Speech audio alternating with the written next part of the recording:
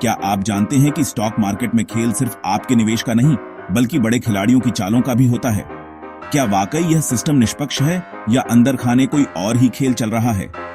आज हम इस छुपे हुए सिस्टम को एक्सपोज करेंगे, जानेंगे कि कौन से रेगुलेटर्स और इंटरमीडियरीज इस पूरे खेल को कंट्रोल करते हैं।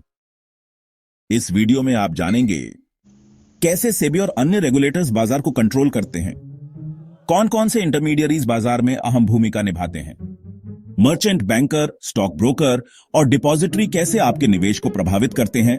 सफल निवेशक बनने के लिए अभी सब्सक्राइब करें जिससे आप स्मार्ट इन्वेस्टमेंट डिसीजन ले सकें। तो चलिए इस छुपे हुए खेल का पर्दाफाश करते हैं। भारत में करोड़ों लोग स्टॉक मार्केट में निवेश करते हैं, लेकिन क्या वे असल में जानते हैं कि बैकस्टेज कौन फैसले ले रहा है? गलत जानकारी आपको भारी नुकसान दे सकती है। क्या आप बिना यह जाने निवेश करेंगे कि खेल के असली खिलाड़ी कौन हैं? भारत में पूरे वित्तीय बाजार को रेगुलेट करने के लिए अलग अलग संस्थाएं हैं। SEBI, securities and exchange board of India, यह भारत के स्टॉक मार्केट का मुख्य रेगुलेटर है जो निवेशकों की सुरक्षा और बाजार में पारदर्शिता बनाए रखने का काम करता है। RBI, reserve bank of India, यह बैंकिंग सेक्टर और मॉनेटरी पॉलिसी को कंट्रोल करता है। IRDI, insurance regulatory and development authority of India, यह भारत में बीमा उद्योग को नियंत्रित करता है। PFRDA, pension fund regulatory and development authority, यह पेंशन फंड्स को मॉनिटर करता है।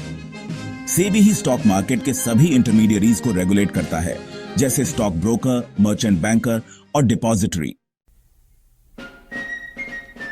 मार्केट इंटरमीडियरीज कौन होते हैं? इंटरमीडियरीज वे संस्थाएं होती हैं जो निवेशकों और स्टॉक एक्सचेंज के बीच की कड़ी बनाती हैं। इनमें शामिल हैं मर्चेंट बैंकर, रजिस्ट्रार और transfer agent, stock broker, full service और discount brokers, depository, NSDL, CDSL और क्लियरिंग कॉर्पोरेशन। क्या कहा आपने?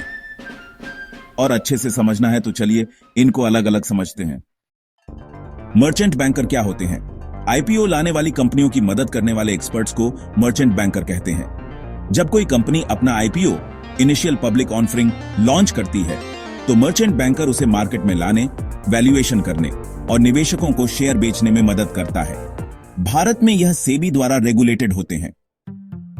रजिस्ट्रार और ट्रांसफर एजेंट, आरटीए, कौन होते हैं? जब कोई निवेशक शेयर खरीदता है तो उसका रिकॉर्ड रखने और शेयर ट्रांसफर करने का काम रजिस्ट्रार और ट्रांसफर एजेंट, आरटीए, करता है। भारत में सीएमएस और के फिनटेक जैसी कंपनियां यह सेवा देती हैं।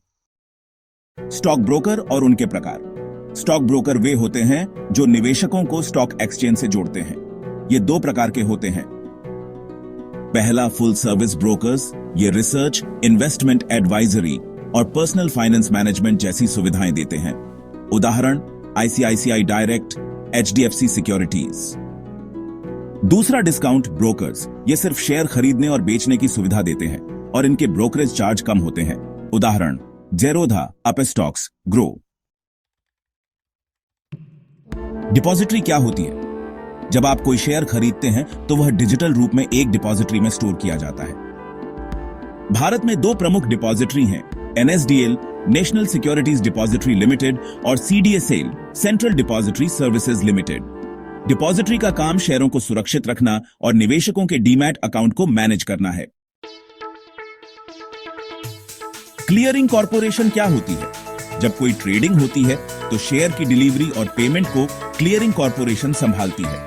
यह सुनिश्चित करता है कि खरीदार को सही शेयर मिले और विक्रेता को सही पैसा।